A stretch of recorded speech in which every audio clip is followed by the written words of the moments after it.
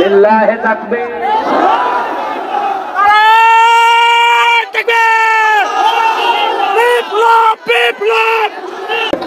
এখানে অনেক ভাই এসেছে মুসলিম কুড়িগ্রাম থেকে, অনেক ইসলাম ধর্ম গ্রহণ করবে, যে এফিডেভিট করে নিয়ে এসেছে। লিল্লাহি তাকবীর। হযরত ওমর যেদিন মুসলমান হতে এসেছিলেন, বিশ্বনবী তাকবীর দিয়েছিলেন। আপনারা দেন তো লিল্লাহি তাকবীর। ওনার নাম ছিল, পূর্বের নাম সেরিন নিরাসন, এখন বর্তমান নাম পছন্দ করেছে মোহাম্মদ নূর ইসলাম। ওনাকে আমরা কালেমা পড়ানোর মাধ্যমে আমাদের ইসলাম ধর্মে দীক্ষিত করবো ইনশাআল্লাহ। আপনারা কথা বন্ধ করেন। বিসমিল্লাহির রহমানির রহিম। লা ইলাহা ইল্লাল্লাহ মুহাম্মাদুর রাসূলুল্লাহ। আশহাদু আল্লা ইলাহা ইল্লাল্লাহ ওয়াহদাহু লা শারীকা লাহু ওয়া আশহাদু আন্না মুহাম্মাদান আবদুহু ওয়া রাসূলুহু। আমি সাক্ষ্য দিচ্ছি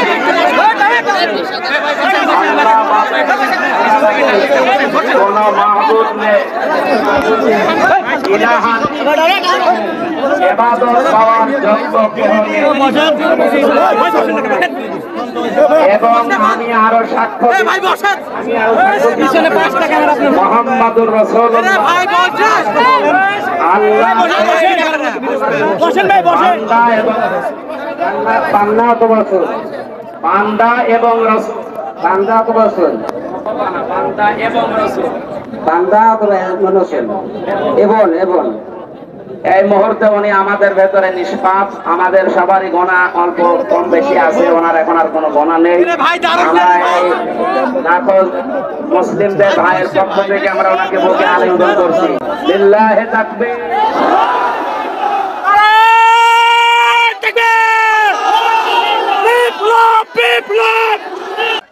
বাংলাদেশের নির্যাতিত জেলা গাইবান্ধা, কোরআনের জন্য বাংলার এই জমিনে সবচাইতে বেশি কোরবানি যারা দিয়েছেন, 1 নম্বরে সাতক্ষীরা, 2 নম্বরে গাইবান্ধা। সুযোগ আল্লাহ যখন দিয়েছেন, ইন্নাল্লাহা লা ইউগায়্যিরু মা বিকাওমিন হাত্তা ইউগায়্যিরু মা বিআনফুসিহিম, ততক্ষণ পর্যন্ত আল্লাহ কোন জাতির ভাগ্য পরিবর্তন করেন না যতক্ষণ তারা নিজেদের ভাগ্য নিজেরা পরিবর্তন না করে। আল্লাহ একটু দয়া মায়া দেখি আমাদের হাতে যখন এনে দিয়েছেন, আমাদের ভাগ্যকে আমরা সুপ্রসন্ন করতে চাই। আমি কিছুক্ষণ আগে শহীদ বাংলার শ্রেষ্ঠ সন্তানের ভেতর অন্যতম শহীদ আবু সাইদের বাড়ি থেকে আসলাম আমার বাবার সাথে, এবং কবর জিয়ারত করে, এজন্য একটু দেরি হয়ে গেছে আসতে।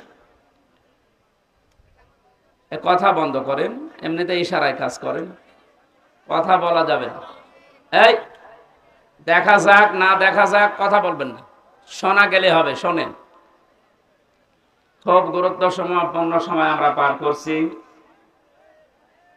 যেহেতু কোরআনে কারিমের সূরা রদের আয়াতে আল্লাহ জানিয়েছেন যে যতক্ষণ তোমরা নিজেদেরকে না পাল্টাবে আমি আল্লাহ নিজে পাল্টিয়ে দেব না। সুতরাং আমাদের চেষ্টা করা লাগবে, আল্লাহ নিজে আমাদেরকে পাল্টিয়ে দেবে।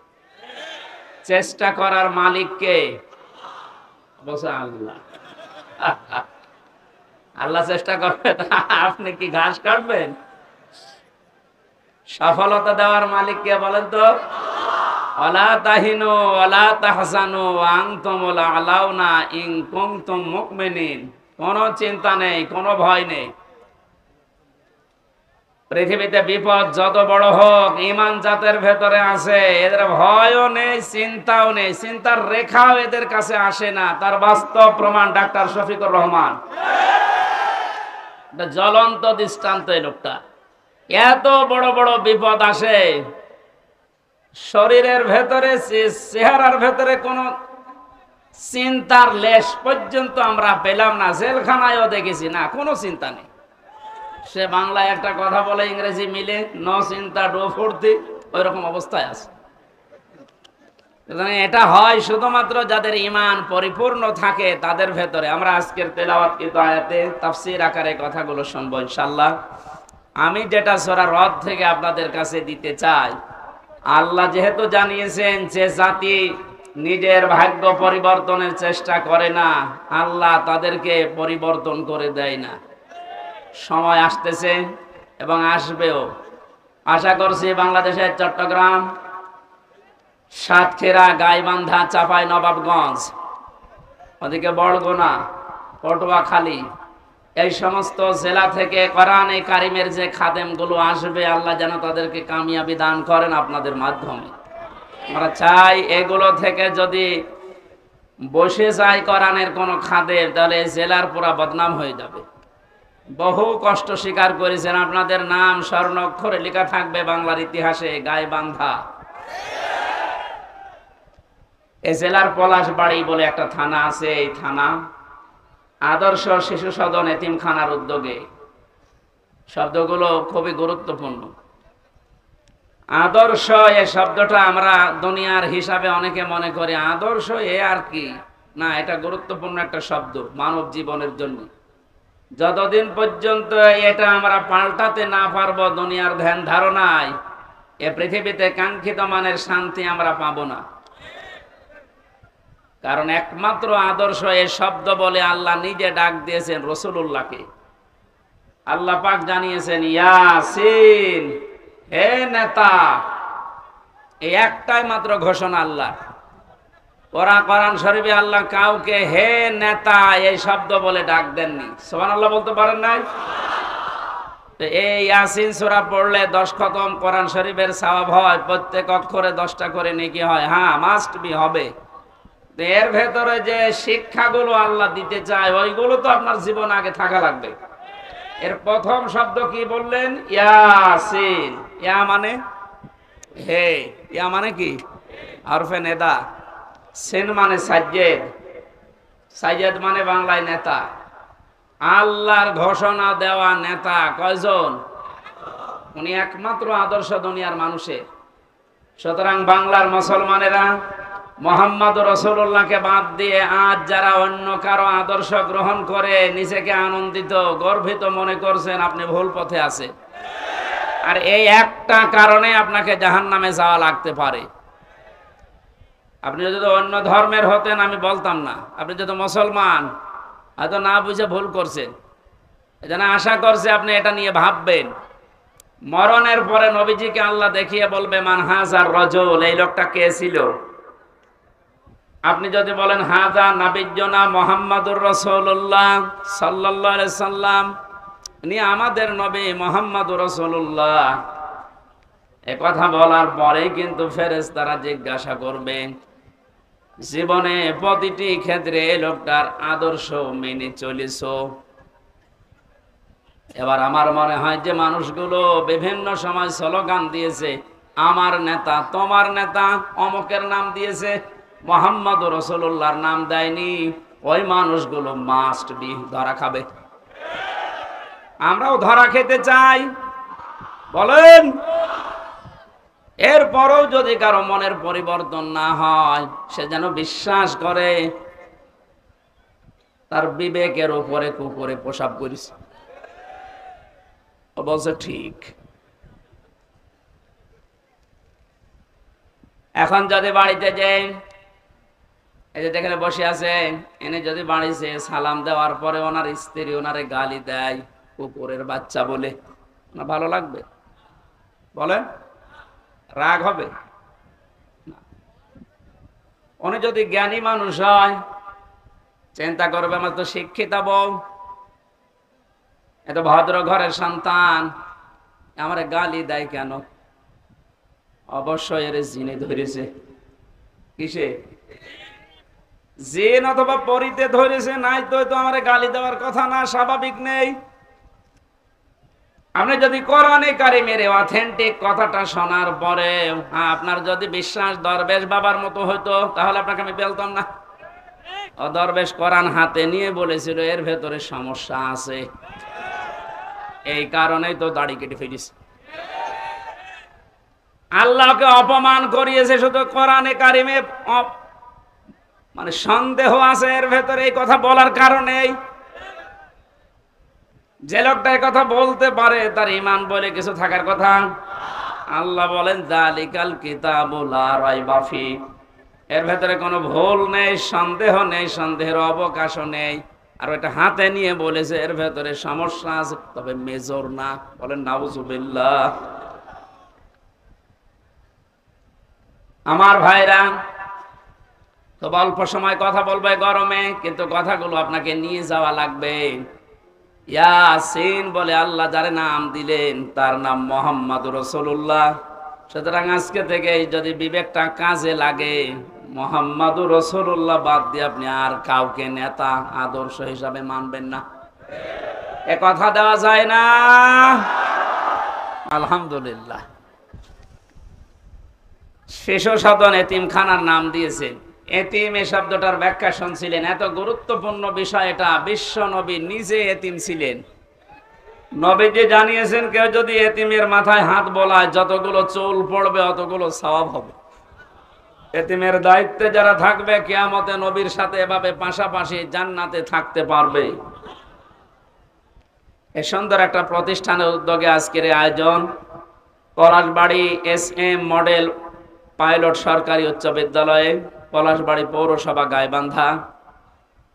সভাপতির দায়িত্বে আছেন আমার আরাফাতের ভাই আলহাজ মাওলানা আব্দুল মান্নান মন্ডল। এতিমদের দায়িত্বে তিনি আছেন। আল্লাহ যেন এতিমদের এই দায়িত্ব পালন করার কারণে জান্নাতে নবীর সাথে এভাবে পাশাপাশি ব্যবস্থা করে দেন।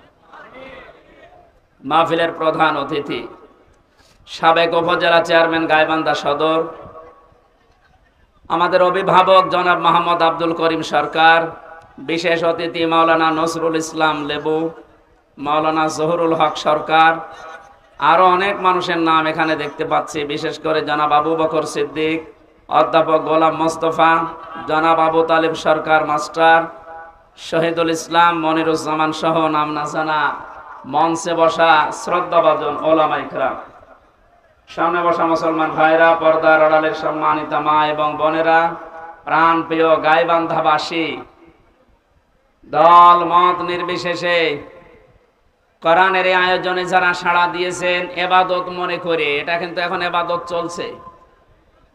যে এবাদতে কষ্ট বেশি ওই এবাদতে সওয়াব বেশি হয়। সুতরাং এই কষ্ট করে যারা এসেছেন শুনছেন, এবাদত মনে করে বলেন আলহামদুলিল্লাহ।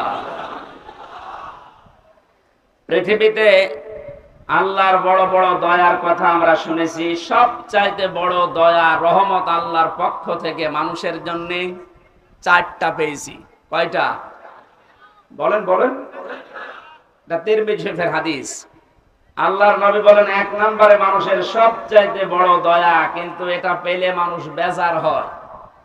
আল্লাহর দয়া রহমত, অথচ মানুষ পেলে বেজার হয়। কথাটা কেমন হয়ে গেল না?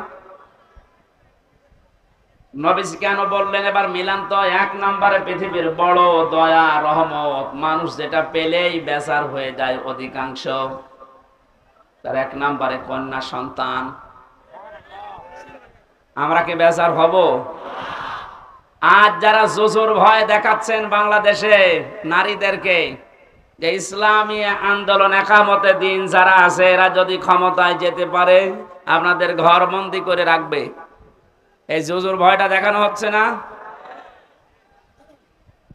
বাংলাদেশের জামাতে ইসলামী বাংলাদেশের শ্রদ্ধাভাজন আমির, আমার মনে হয় কেউ যদি জিন্দা আল্লাহর ওলি দেখতে চায় ওই লোকটার যেন দিকে তাকায়। টাটকা ওলি। আমরা ওলি আল্লাহ খোঁজার জন্য সিলেটে যাই, সিলেটে যেখানে যাওয়া দরকার ওখানে যাই না। এক কথা বলে না কেন? জীবিত ওলি দেখতে হলে এখানে যাওয়া লাগবে, সিলেটের পাশে মৌলভীবাজার কুলাউড়ায়। হেঁটে গেলে মনে করবেন এটা একেবারে জিন্দা ওলি। উনি ঘোষণা দিয়েছে নারীদেরকে আজ যারা জুজুর ভয় দেখাচ্ছেন, আমি গ্যারান্টি দিলাম যদি আল্লাহ আমাদেরকে জাতির খেদমতে কবুল করে, এই মেয়েরা পুরাটা উল্টিয়ে যাবে, তারা মনে করবে আমরা মায়ের কোলে আছি। ওনার কথার সাথে বাস্তবতার যেন আল্লাহ মিল করে দেন, বলেন আমিন। কন্যা সন্তান যাদের আছে আপনি বেজার হবেন না, কারণ কারো রিজিকের দায়িত্ব কারো হাতের উপরে, ঘাড়ের উপরে, মাথার উপরে আল্লাহ দেয়নি। যে আসতেছে দুনিয়ায় তার রিজিক সে নিজে করে নিয়ে আসতেছে। কথা বলেন এখন, দায়িত্ব যতদিন আপনার উপরে আছে যেভাবে হোক আল্লাহ চালিয়ে নেবে।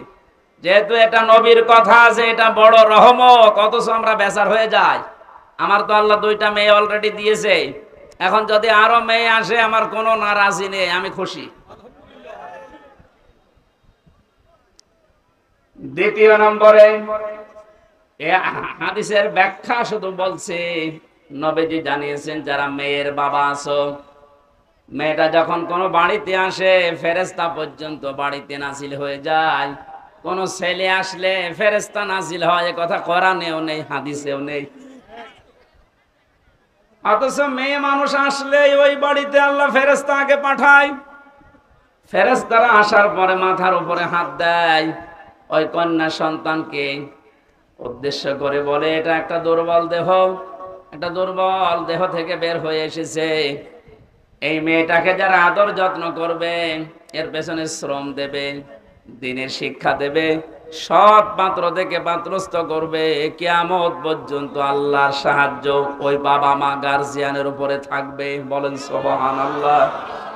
এটা না আল্লাহর এই বড় দয়া, বড় রহমত, আমরা যেন বেজার না হই কোনোদিন। মেয়ে হওয়া মানে স্ত্রীর উপরে রাগ না, আপনার রাগ হচ্ছে আল্লাহর উপরে, কারণ ওটা তো আর স্ত্রী বানায়নি, বানিয়েছে কে? দ্বিতীয় নম্বরে পেয়েছি সবচাইতে বড় দয়া আল্লাহর পক্ষ থেকে, অথচ মানুষ বেজার হয়ে যায়, তার নাম মেহমান। নাম কি? এটার সাথে বাস্তবতার মিল আছে। যত ধনী মানুষ হোক, মেহমান আসলেই কেমন যেন মন খারাপ হয়ে যাচ্ছে। অথচ মেহমান যখন আসে, নবীজি বলেন সে তার নিজের খোরাকি সাথে নিয়ে আসে। বলেন সুবহানাল্লাহ। বিশ্ব নবী জানিয়েছেন 3 নম্বরে বৃষ্টি, 4 নম্বরে আল্লাহর নবী বলেন রোগ ব্যাধি। রোগ ব্যাধি যার যত বেশি হবে, তার দুনিয়ার অপরাধগুলো আল্লাহর মাধ্যমে মাফ করিয়ে নিষ্পাপ করে তার কাছে নিয়ে যাবে।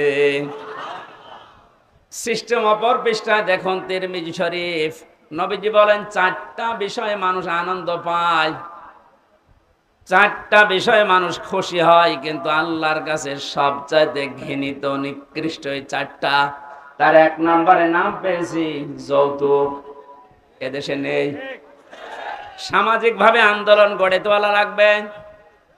বৈষম্য বিরোধী ছাত্র আন্দোলনের মাধ্যমে যেহেতু সংস্কার চলছে, আজ বাংলাদেশের সমাজগুলো থেকে যৌতুক নামে এই মানবতার মহা কৌতুক বিদায় করে সংস্কার করা লাগবে। এই জন্য যতগুলো সংগঠন কাজ করছে মেয়েদের পক্ষে নাম নিয়ে, নারী পক্ষ, নারী স্বাধীনতা আন্দোলন, নারী বিপ্লব পরিষদ, নারী মুক্তি পরিষদ, এদেরকে বলছি এই 53টা বছর পার হয়ে গেল, আজও আপনারা যৌতুক মুক্ত করতে পারেননি। ইসলামের হাতে 5টা বছর তুলে দেন, যৌতুক নামে মানবতার সাথে মহা কৌতুক বাংলাদেশ থেকে মানুষ ঝাঁটিয়ে বিদায় করবে ইনশাআল্লাহ।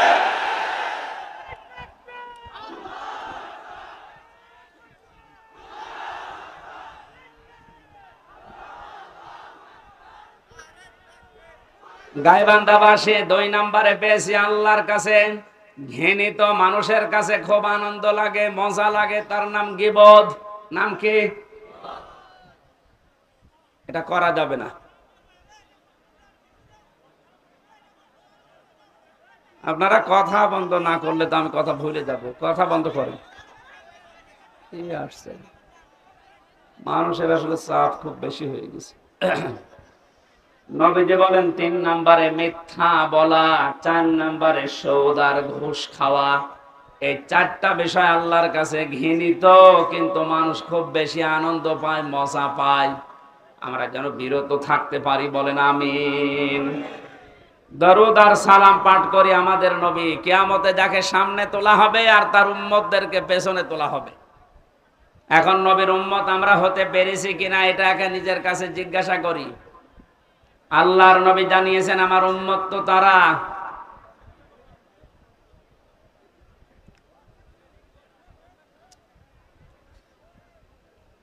সূরা আরাফের ভেতরে 2 জায়গায় আল্লাহ আয়াতটা দিয়েছেন, উম্মতি মুহাম্মদি, যে আমিও মুহাম্মদ রাসূলুল্লাহর উম্মত। এ কথা যদি কেউ ঘোষণা দেয়, দাবি করে, সে যেন মানুষকে ন্যায় এবং ইনসাফের দিকে ডাক দেয়। আপনার বিবেকের কাছে আমি প্রশ্ন করছি, আমি রাজনৈতিক কোনো এজেন্ডা নিয়ে আপনার কাছে কথা বলছি না। তো বাংলাদেশে এই মুহূর্তে ন্যায় এবং ইনসাফ প্রতিষ্ঠার জন্য যারা ডাক দিচ্ছে, আপনার বিবেক কোন দিকে সায় দেয় আপনি নিজেই বলেন। 2 নম্বরে, এটা যারা শুধু ডাক দিয়েই ক্ষান্ত না, এটা যারা কায়েম করতে চায়, প্রতিষ্ঠা করতে চায়, এই 2টা গুণ যাদের ভেতরে আছে এরা নবীর উম্মত বলে দাবিদার, উম্মত বলে দাবি করতে পারে। আল্লাহ আমাদেরকে যেন এই 2টায় গুণান্বিত হওয়ার তৌফিক দান করেন, আমিন। কোরআনে কারিমের বহুল আলোচিত একটা সূরা, সূরা মাআরিজ। কি নাম বললাম? এই মাআরিজ সূরা থেকে আমি কয়েকটা আয়াত পড়েছি বর্তমান প্রেক্ষাপট সামনে নিয়ে। কোরআনে কারিমের আয়াতকে আমি তাফসীর আকারে কথা বলার চেষ্টা চালাবো। ওমা তাওফীকি ইল্লা বিল্লাহ। জবান খুলে আগে একটু তেলাওয়াত করেন, আউযু বিল্লাহি মিনাশ শাইতানির রাজীম, বিসমিল্লাহির রহমানির রহিম, ওয়ালা ইয়াসআলু হামিমুন হামিমা।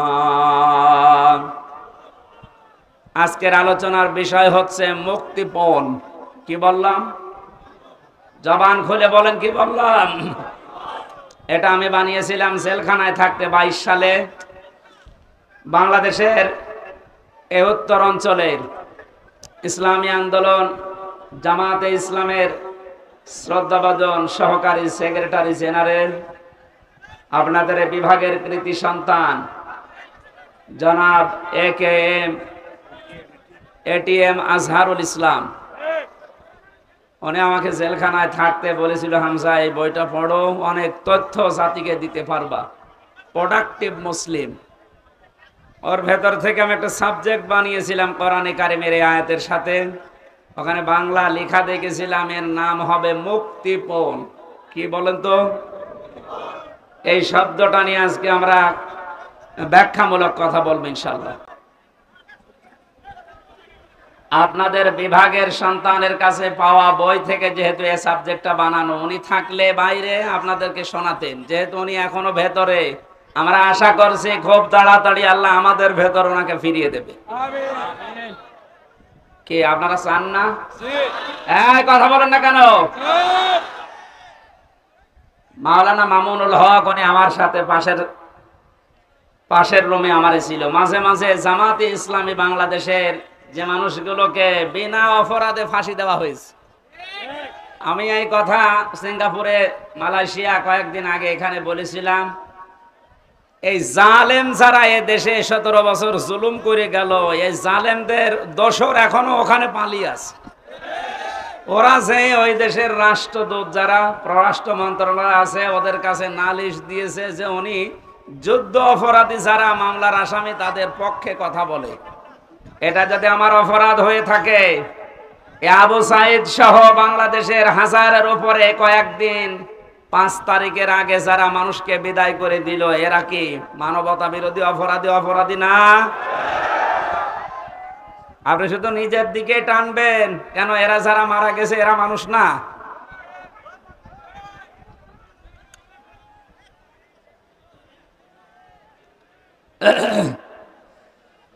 গাইবান্ধাবাসী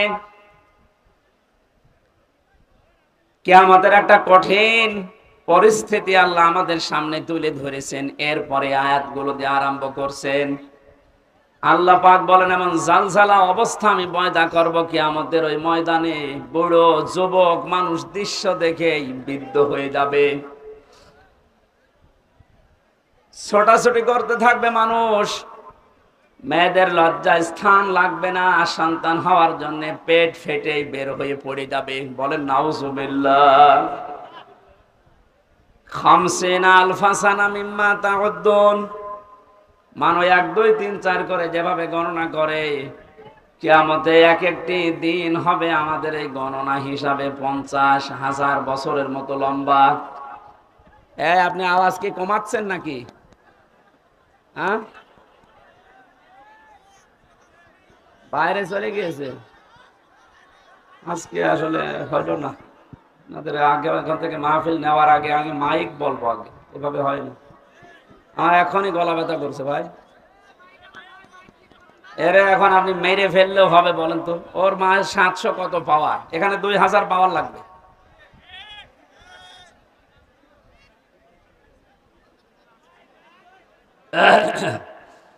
ডাক্তার শফিকুল ইসলাম মাসুদকে দিয়ে যে কাজ হবে, এখন কে দরবেশ বাবারে দিয়ে সে কাজ হওয়ার কথা? এ জানিয়ে এসেছে দরবেশ বাবার মতো, এখন লাগবে শফিকুল ইসলাম মাসুদের মতো। কথা বলছে না কেন? আপনি পাবেন কোথায়?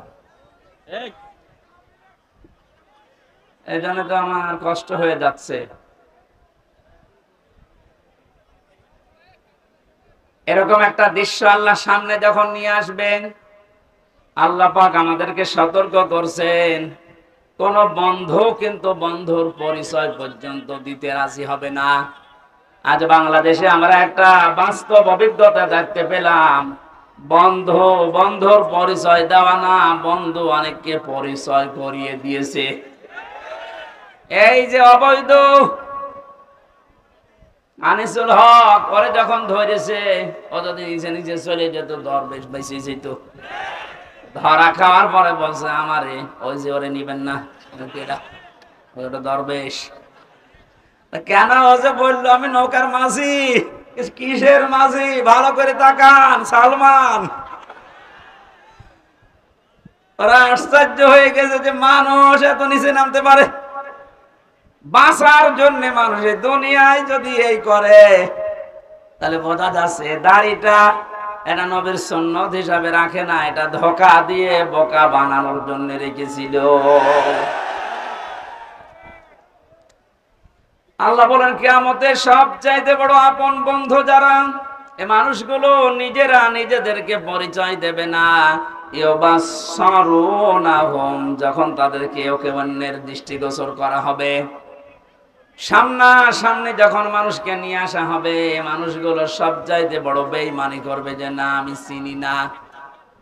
আল্লাহ পাক বলেন ইয়াবাদুল মুজরিমু লাউ ইয়াফতাদি মিন আযাবি ইয়াউমিদিন বিবানি। এই কঠিন পরিস্থিতি যখন তৈরি হবে, এই মানুষটা নিজেকে বাঁচানোর জন্য ও যা আছে সব ফিদিয়া হিসাবে, জরিমানা হিসাবে দিতে রাজি হয়ে যাবে। আজকে দরবেশের কথা দেখেছেন যে আমারে ছেড়ে দেন, বাংলাদেশ আমি ঠিক করে দেব। মুক্তিপণ হিসাবে মানুষ ওই দিন সব দিতে রাজি হয়ে যাবে। পৃথিবীতে যত আপনজন আছে তাদের নাম আল্লাহ সিরিয়াল আকারে কিছু দিয়েছেন, ওয়া সাহিবাতিহি ওয়া আখি। প্রথমে মানুষ তার স্ত্রী সন্তানকে বলবে আল্লাহ তুমি এগুলো নিয়ে যাও, আমার ভাইকে তুমি নাও। ও ফাসিলাতি হিল্লাতি তুবি, এই দুনিয়ায় যারা তাকে আশ্রয় দিত, দলীয় লোক, সামাজিক লোক, বংশের লোক, যারাই তাকে আশ্রয় প্রশ্রয় দিত, এই মানুষগুলোকে বলবে আল্লাহ এগুলো দিয়ে দিলাম। বলেন নাউজুবিল্লাহ। এ কথাকে আপনি 100 ভাগ বিশ্বাস করেন? বলেন। আমি আমার নিজের কথাই বলছি, আপনি নিজের সাথে এবার মিলাবেন। এই যে নিজের দলীয় লোকজন সব মানুষ দিতে চাইবে মুক্তিপণ হিসাবে, অমাং ফেল আরদি জামিআ, এমনকি দুনিয়ায় তার স্থাবর অস্থাবর যত সম্পদ ছিল সব আল্লাহকে বলবে আল্লাহ নিয়ে নেন। সুম্মা ইউনজি, এরপরও আমাকে আপনি নাজাত দেন, বাঁচান। মুক্তিপণ হিসাবে যেগুলোর নাম বললাম, নিজের স্ত্রী সন্তান, ভাই ভগর, দলীয় লোক, দুনিয়ার সব স্থায়ী অস্থায়ী সম্পদ, ওর আর কিছু আছে? সব দিতে রাজি হবে, কোরআন বলছে। এরপরেও বলবে আমাকে বাঁচান, আমাকে ছেড়ে দেন। আল্লাহ পাকও জানিয়েছেন সঙ্গে সঙ্গে, কাল্লা, কখনো না, ইন্নাহা লাযা, অবশ্যই আমি আল্লাহ তাকে জাহান্নামে লাজার দরজা দিয়ে প্রবেশ করাবো। জোরে বলেন নাউজুবিল্লাহ। আল্লাহ যদি গ্যারান্টি দেয় তার ভেতরে কোনো ফাঁক ফোকর থাকার কথা? উনি বলছেন না, কখনো না। তো যেগুলো দিতে চাইলি একটাও আমি মুক্তিপণ হিসাবে নিতে রাজি না। তোকে আমি লাজাই দেব। এখন লাজা কি? আমরা এখানে অনেকে এর আগে শুনেছি যে জাহান্নামের স্তর আল্লাহ বানিয়েছেন 7টা। কয়টা বলেন বলেন? জান্নাতের স্তর কয়টা? 100টা। আমরা তাই 8টা জানি। কোরআনে কারিমের ভেতরে 100টার উপরে জান্নাতের স্তর আল্লাহ সাজিয়েছেন। এর ভেতরে জাহান্নামের স্তর যেহেতু 7টা, ধাপ 7টা, এক একটা ধাপের আলাদা আলাদা নাম আছে। 3 নাম্বার যে ধাপটা তার নাম লাযা। আল্লাহ বলেন এত ভয়ঙ্কর এটা, নাযাআতাল লিশাওয়া। এই জায়গায় প্রবেশ করানোর সঙ্গে সঙ্গে মানুষের চামড়া খসিয়ে ফেলবে। বলেন নাউজুবিল্লাহ। এই পৃথিবীতে যত রকমের শাস্তির জায়গা আমি জীবনে যত দেখেছি, এই যে আয়না ঘরের নাম এখন শুধু শুনছি, আগেও বলতে পারতাম কিন্তু আমার বলতে দেয়নি। আমিও মাটির নিচে ছিলাম, গুম হয়েছিলেন এই যে আপনাদের এলাকার সন্তান। কত মানুষ গুম হয়েছিল এই দেশে। অনেকে বলেছে কি করেছে যে তাদের এত কিছু বলা লাগবে, গালি দেওয়া লাগবে। বাংলাদেশে যদি জালেমেরা কিচ্ছু না করে থাকে, ওদের শাস্তি দেওয়ার জন্য, বরদোয়া করার জন্য আয়না ঘরই যথেষ্ট। আপনি শুধু নাম শুনেছেন, এদের বাস্তবতা কত নির্মম। একটা পশুর সাথেও মানুষ এত নিকৃষ্ট আচরণ করে না। আমার সাথে যে মাওলানা ছিল মুফতি ফখরুল ইসলাম, উনি বলছিলেন আমাকে নিয়ে প্রথমে আমার এই হাঁটুর ভেতর দিয়ে হাত দিয়ে হ্যান্ডকাপ দিয়ে 24 ঘন্টা বেঁধে রাখতো একটা তারের সাথে। শুধু টয়লেট করার জন্য 1.5 থেকে 2 মিনিট সময় দিত। খাওয়া দাওয়ার জন্য কয়েক মিনিট দিয়ে 24 ঘন্টা এভাবে বাঁধা। ঘুম নেই, একটু ঘুম যদি আসে গরম দিত। ওই আপনি বলেন তো, কোনো বিড়াল বেঁধে রাখে মানুষ, পাখি খাঁচার ভেতরে রাখে, তারপরে তো কঠিন আচরণ করে। এরপরেও যদি জালেমরা নিজেদের জুলুমের ফিরিস্তি খুঁজে না পায় যে কি করেছি আমি, যে আমার পদত্যাগ করা লাগবে, প্রকাশ্য গুলো তো বাদই দিলাম, গোপনে সেইটা এইটাও যদি এখন সামনে ভালোভাবে নিয়ে আসেন, আপনি যে জালেম ছিলেন পৃথিবীতে তামাম দুনিয়া স্বীকার করবে।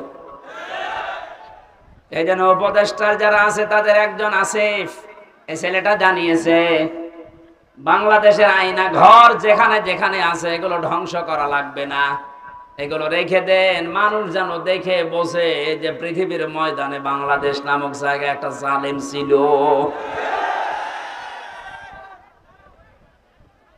জালেমদের জন্য আপনি মায়া দেখায় অনেকে এখন বলে না কি আর করেছে। সারা দেশের 18 কোটি মানুষও যদি আপনাকে মাফ করে দেয়, আমি আমার বাস্তবতা থেকে বলছি ব্যারিস্টার আরমানের বউ আপনাকে মাফ করবে না। ইলিয়াস আলীর স্ত্রী আপনাকে মাফ করবে না, যে ধোঁকা দিয়ে তাকে বোকা বানালেন যে আমি কিছু জানি না, অথচ প্রমাণ হয়েছে ওনাকে মেরে ফেলা হয়েছে। ও গাইবান্ধাবাসী, এ কথাটা আমি ভেতর থেকে বলছি এই কারণে, কারণ জালেম ছাড়া এখনো পর্যন্ত আমরা দেখতে পাচ্ছি অনেকে জালেমের পক্ষে সাফাই গাচ্ছে। কয়েকদিন আগে গোপালগঞ্জের এক জালেমের দোসর ও জানিয়েছে, আপা ঘাবড়াবেন না, আপনি ঘাবড়ালে আমরা নরম হয়ে যাই। এখনো এই কথা বলেন, ওনার বিবেক আছে? আপনি জানেন বাস্তবতা কত নিচে নেমেছিল? এই দিককার মানুষগুলো কি, এরা কি মানুষ নাকি? ওইটা তো বলা যাচ্ছে না।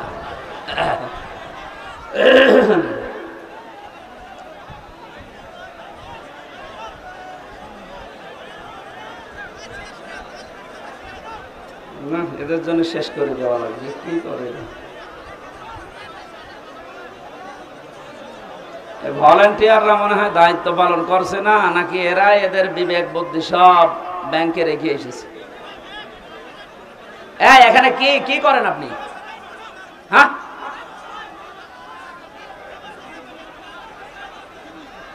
এমনিতে মাইক মন মতো না, কোনো আওয়াজ আছে, আবার এরা যদি এত ডিস্টার্ব করে কিভাবে কথা বলে?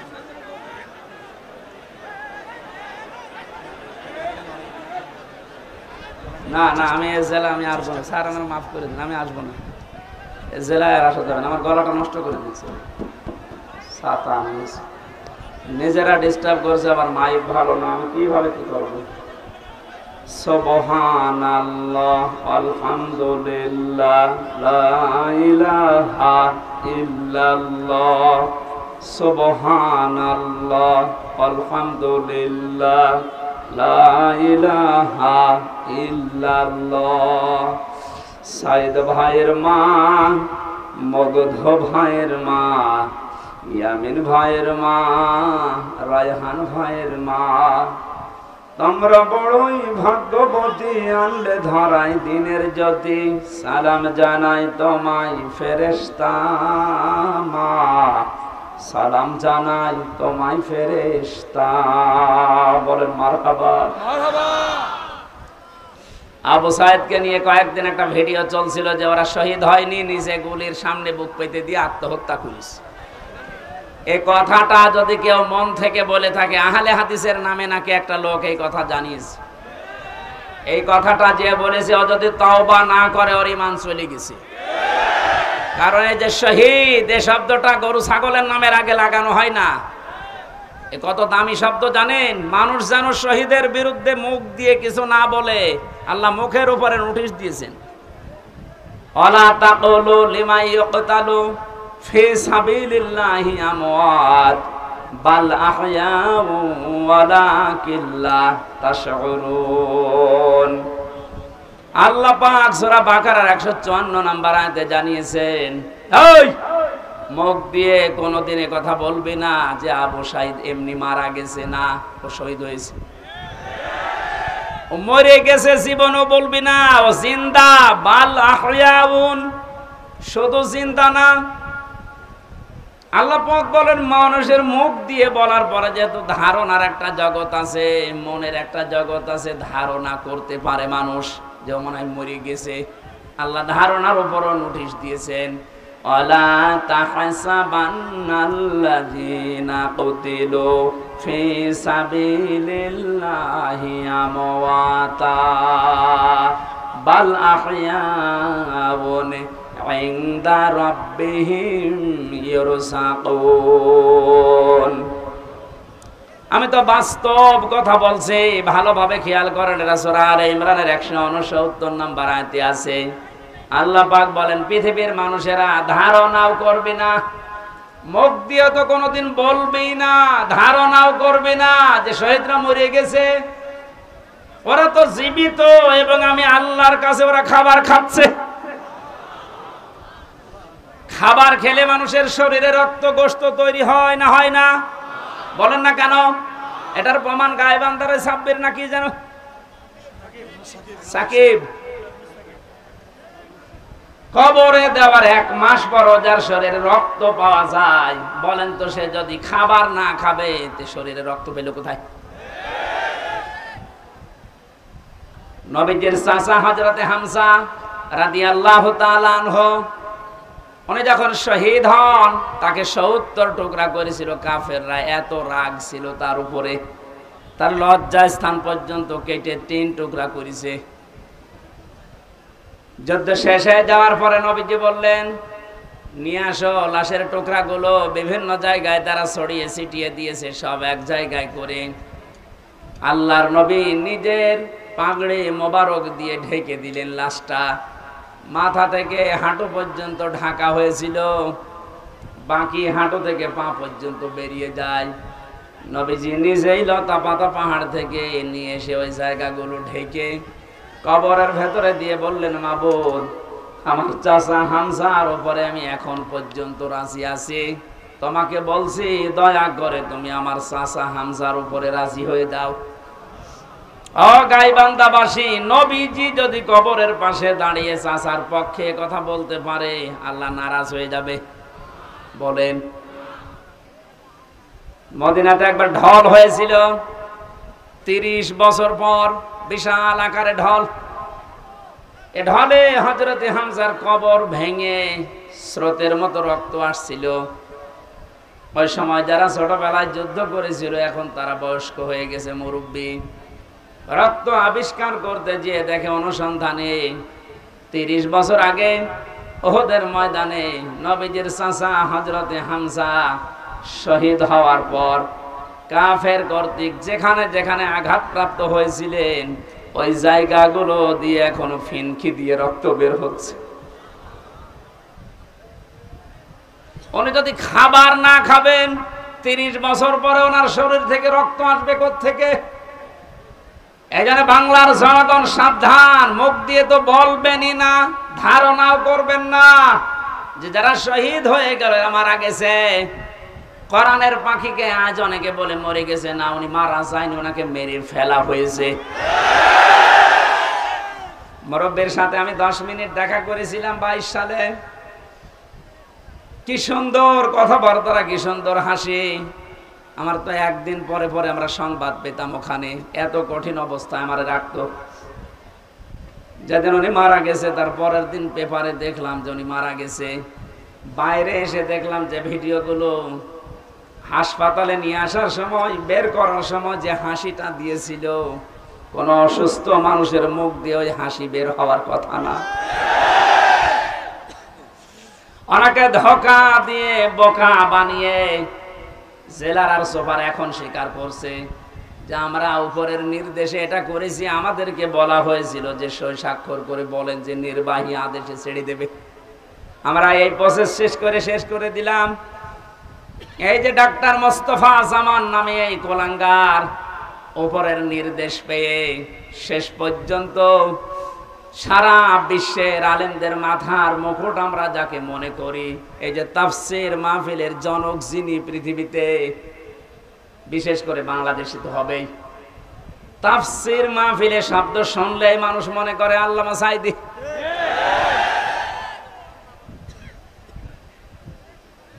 কি ছলা কলা করে ষড়যন্ত্র করে তাকে ইনজেকশনের মাধ্যমে দুনিয়া থেকে বিদায় করে মানুষকে দেখিয়েছে, বিশ্ববাসীকে জানিয়েছে উনি এমনিতে মারা গেছে। উনি এমনি মারা যায়নি, ওনাকে যেহেতু মেরে ফেলা হয়েছে সুতরাং উনি শহীদ। কথা বলেন না কেন? আজকে বিমানে আসার সময়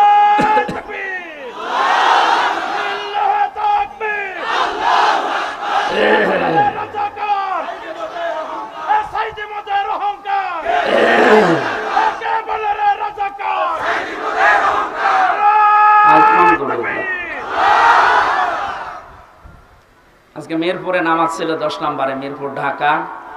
নামাজ শেষ করে প্লেনে ওঠার পরে আমার পাশে যে লোকটা বসে আছে উনি আমারে বলছিল, হুজুর আমরা আপনার দলের লোক না, কিন্তু আমরা জানি আপনাদের আলেম কোলের শিরোর। লোকটা দেখলাম আল্লাহ রাসূল বিশ্বাস করে না, কথাবার্তা রাজা বুঝলাম।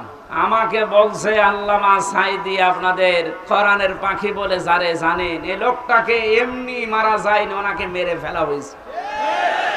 আপনারা যারা আছেন এই মানুষগুলাই চুপ করেন, এই মানুষগুলোকে আপনারা বলেন এই ডাক্তার মোস্তফা জামানকে নিয়ে আপনাকে যে রিমান্ডে নিয়েছিল 10 দিন, ওরে 2 দিন নেন। 2 দিন একটু রিমান্ডে নেন, ও সত্য কথা সব বলে দেবে যে কিভাবে কিভাবে কিভাবে। আমির জামাত ডাক্তার শফিকুর রহমান উদার হয়ে সবাইকে মাফ করে দিয়েছে, কিন্তু উনি একটা শেষ কথা জানিয়েছে, অন্যায়ের সাথে সরাসরি যারা জড়িত এই মানুষগুলোর কোনো ক্ষমা নেই। নবীজি যেমন 13 জনকে মাফ করেছিলেন, বলেছিলেন যদি এরা কাবা শরীফের গিলাফ ধরেও থাকে ওখানেও এদেরকে মেরে ফেলা লাগবে। 1500 বছর আগে যদি 13 জন ওইরকম হয়, 1500 বছর পরে আমার মনে হয় এখন 26 জন হয়ে গেছে। তার ভেতরে এই কালা অন্ডকোষ তো উড়ে গেছে। এরকম আরো যে শয়তানগুলোর কারণে হাজার হাজার মানুষ বিনা কারণে আমার মতো 3 বছর 5 বছর 10 বছর 15 বছর জেলে ছিল, এদেরকে আপনি কি জবাব দেবেন? মাফ করে দিলে সব হচ্ছে? কেউ যদি জালেমকে মাফ করে দেয় সে যেন মুসলিমের উপর অবিচার করে। এজন্য ভুক্তভোগী যারা, আমরা তো জানি আমার মেয়েটা আমারে চেনে না, ছোটটা, আমার মনে কি দুঃখ বলেন তো? আমি যদি অপরাধ করতাম আপনি আমার অভাবে রাখতে পারতেন, কিচ্ছু জানি না। কিন্তু সুখের সংবাদ, গত পরশুদিন আমার মামলা সব ঢিসমিস হয়ে গেছে। কারণ বিচারপতি দেখার পরে বলছে কি দেখে বিচার করব, এর ভেতরে তো কোনো মাল নেই। এতদিন আমি বিচার করতাম কিন্তু আমি পারি নাই, উপরের নির্দেশ ছিল তাই। এখন যেহেতু এড়া ঘোড়া, কোনো চাপ নেই, এ মামলার কোনো বিচার নেই, সব ফেলে দিলাম। যা, আজকে আমার উকিল দেখা করে বলল যে সব বাতিল করে দিয়েছে। আদালত পর্যন্ত হাসে যে একটা মামলা হলো, আর এইটার কারণে 3 বছরের জেলে রাখা লাগবে, অথচ সাজা যদি লাগিয়ে দেয় সর্বোচ্চ 3 মাস রাখার মতো, অথচ বিনা কারণে রেখেছিল কয় বছর? 3 বছর। আপনি তো মাফ চাচ্ছেন জনগণের কাছে, জনগণের ভেতর তো আমি একজন, আগে আমার কাছে মাফ চাবেন। আমি মন থেকে যদি মাফ করে দেই আপনি মাফ পাবেন। যদি বলেন হুজুর আল্লাহ না, আল্লাহ মাফ করবে না, কারণ আল্লাহ আমার উপর ছেড়ে দিয়েছে, কারণ এই দায়িত্ব এখন আল্লাহর নেই। আল্লাহ তো হক্কুল্লাহ আর আমি হক্কুল ইবাদ। এক কথা বলুন, আপনি কোন মুখ নিয়ে ব্যারিস্টার আরমানের বোর কাছে মাফ চাবেন বলেন? আমান আজমির স্ত্রীর কাছে কি করে মাফ চাবেন? মহিলাটা আজ কত বছর অপেক্ষা করে না থাকতে পারে, গত বছর বিয়ে করে ফেলেছে।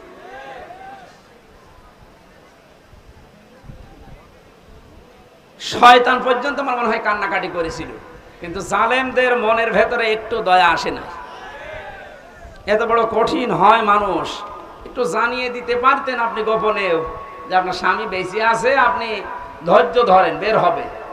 আপনি মেরে না ফেলে বাঁচিয়ে রাখলেন, আর আমরা জানি যে উনি নেই। মেরে ফেললে হয়তো ব্যারিস্টার আরমানের স্ত্রী অন্য জায়গায় বিয়ে করতো, যদি সংবাদ পেত যে আমার স্বামী নেই।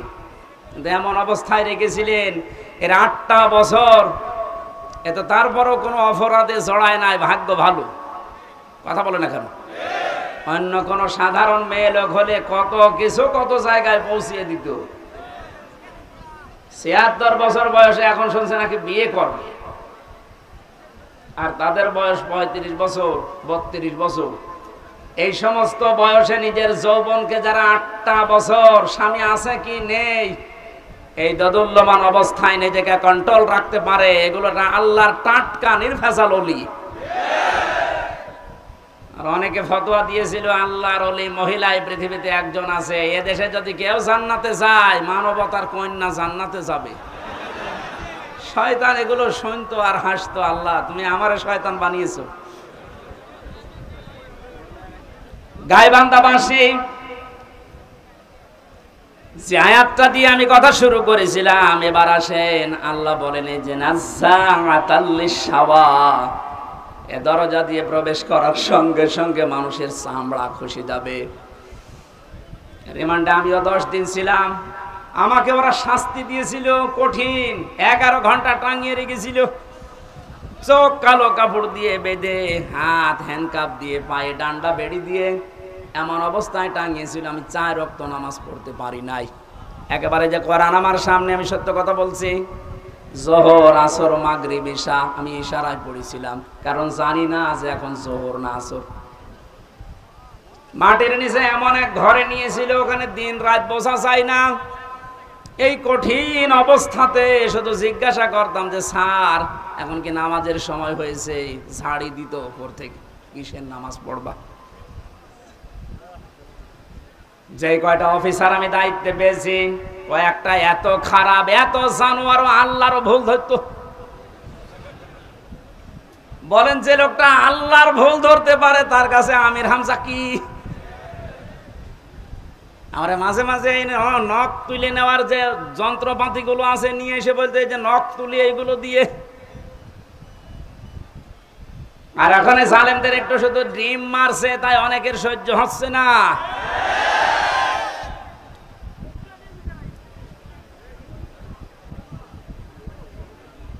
এত বড় কঠিন শাস্তির ভেতরে কেউ 8 বছর 10 বছর, আমি তো কান্নার আওয়াজ শুনতাম মাঝে মাঝে 7 তলা থেকে। কারারক্ষীরা বলতো, এমনকি ওখানে প্রশাসনের যে মানুষগুলো বলতো, হুজুর এখানে অনেকেই 2 বছর 3 বছর 5 বছর আছে, কেউ জানে না। আপনি যদি বাইরে যেতে পারেন বলবেন। কিন্তু ভাগ্যের নির্মম পরিহাস, বের হওয়ার পরে এমন এমন থ্রেট দিয়েছে, যদি কোনো কথা উচ্চারণ করি আমিও গায়েব হয়ে যাব। আল্লাহ যেহেতু নিচে দয়া করে এখন সুযোগ দিয়েছে, এ বাংলাদেশের শুধু ডিবি অফিসে না, এই ডিজিএফ এর দায়িত্বে যারা আছে, আর্মির এখানে মাটির নিচে আয়না ঘর না, এরকম বহু জায়গায় আছে, যেখানে যেটা আছে খুঁজে বের করে ওখান থেকে সবাইকে তাড়াতাড়ি মুক্ত করে দেন।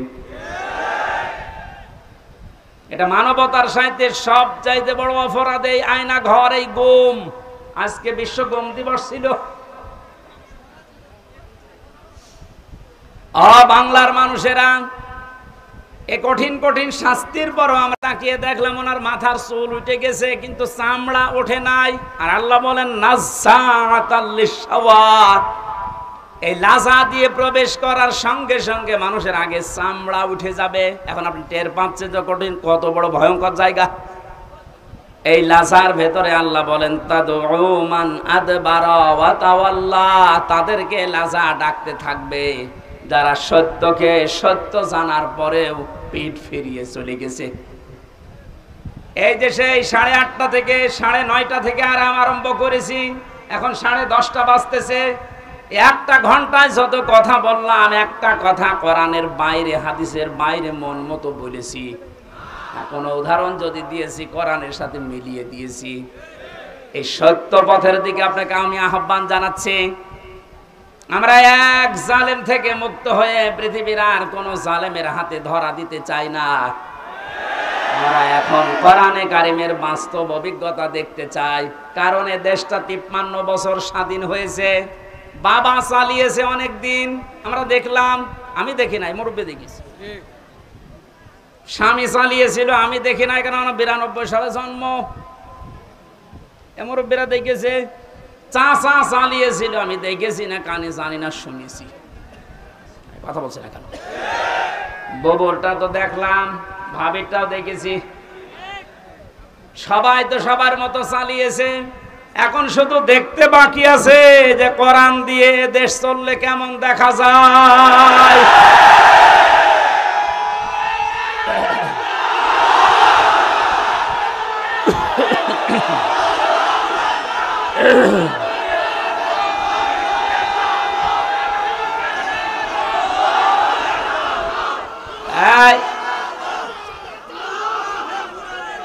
আজকে কে যেন ফতোয়া দিয়েছে যে নারায়েত তাকবীর, এই শব্দটা বলা শিরক। কারণ নারায়েত মানে নারুন থেকে এসেছে, এটা পাগল। নারায়ণ শব্দটা নারতুন থেকে, নারতুন মানে উচ্চ, তাকবীর মানে আল্লাহর আওয়াজ। তাকবীর মানে কি? নারায়েত তাকবীর, এই উচ্চ আওয়াজে আপনি তাকবীর দেন, এই শব্দটা এখান থেকে। ওরা নারায়ে এখান থেকে নিয়ে এসেছে, নারুন মানে আগুনের তাকবীর। এটা আমাদের কলবের, অন্তরের এবং আত্মার সাথে মিশে থাকা একটা তাকবীর। এটা হযরত ওমর যেদিন দিয়েছিলেন, কাফেরেরা তাড়াতাড়ি করে দরজা জ্বালানা বন্ধ করে বলছে দরকার নেই, ওর সামনে গেলে মাথা থাকবে না। সুতরাং এই তাকবীর আমরা মরণ পর্যন্ত দিতে রাজি আছি। এই শব্দটা শুনে যারা মৌলবাদ মৌলবাদ বলে অনেকে আওয়াজ তুলেছিল, আপনি আল্লাহু আকবারের শব্দের যদি মৌলবাদ বলে উল্টাপাল্টা ফতোয়া দেন, আপনার জানাজা পড়া কবরে দেওয়া জায়েজ নেই। কারণ আপনি এমনিতেও জাহান্নামে যাবেন, অমনিও জাহান্নামে যাবেন।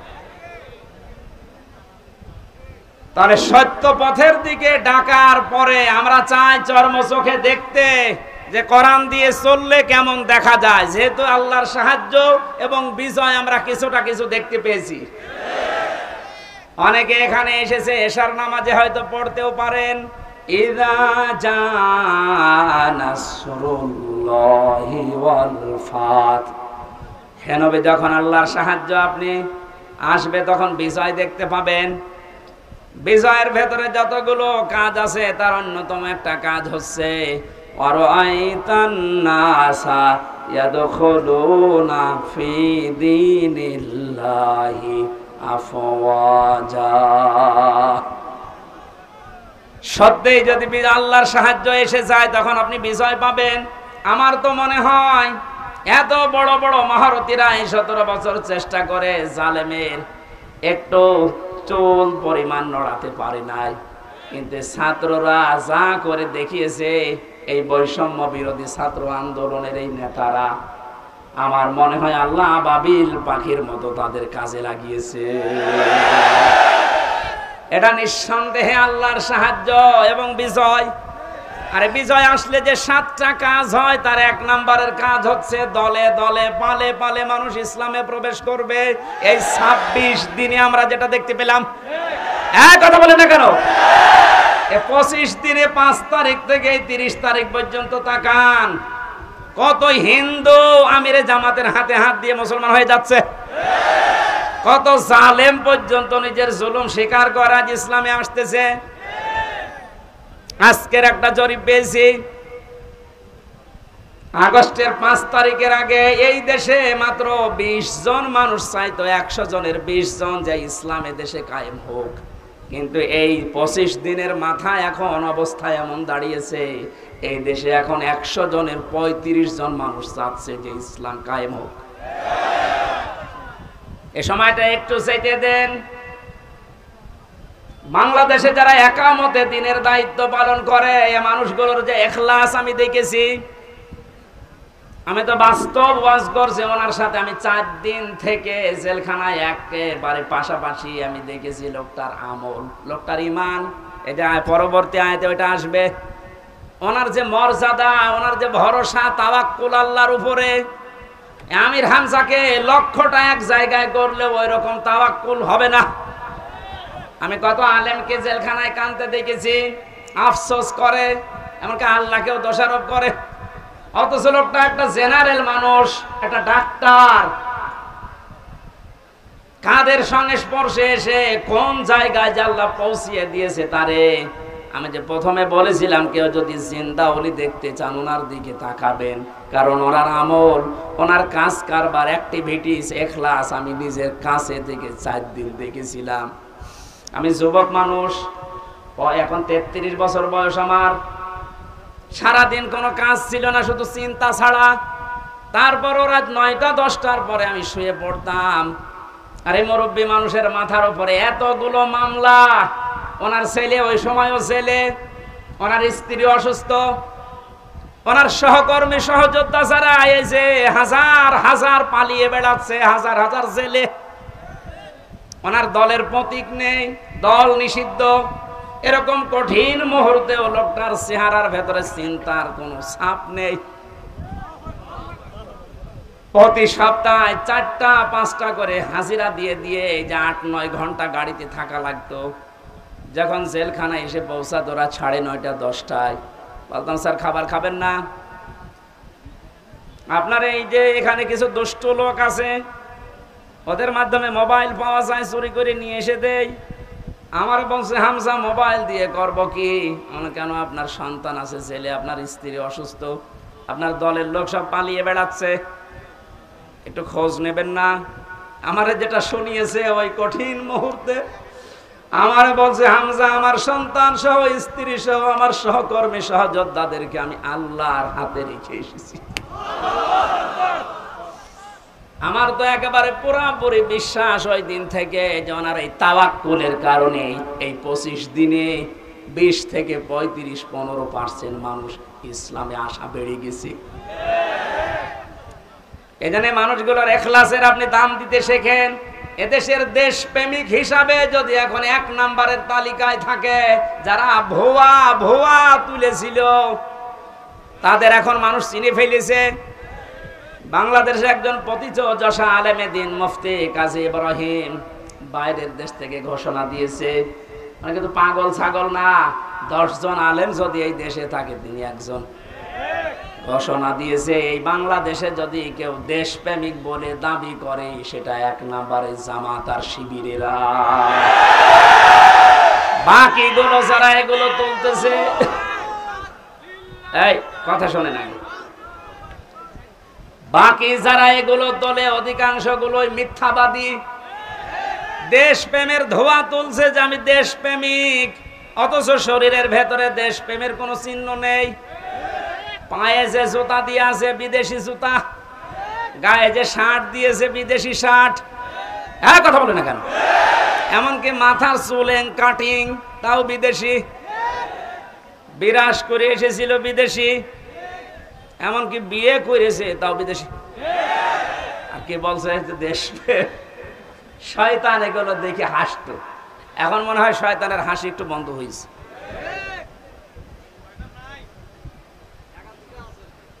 এজন্য সত্য পথে আহ্বান করলে আপনার অন্তত কিছু না থাকলেও কিন্তু বিবেক আছে। বিবেক থাকার পরও যদি কেউ উল্টা দিকে চলে যান, সে যে দলের লোক হন, আপনাকে আল্লাহ লাজাই দেবে। লাজাই গেলে প্রথমে চামড়া খসে যাবে।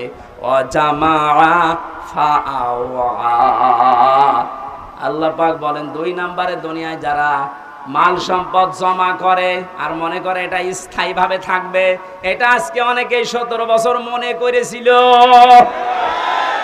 এজন্যই তো পদ্মা সেতুর চাইতেও একজনের টাকা বেশি। এই দরবেশের টাকার পরিমাণ দেখেছেন, শুধু ঋণ ছিল 36,000 কোটি টাকা পদ্মা সেতু বানাতে।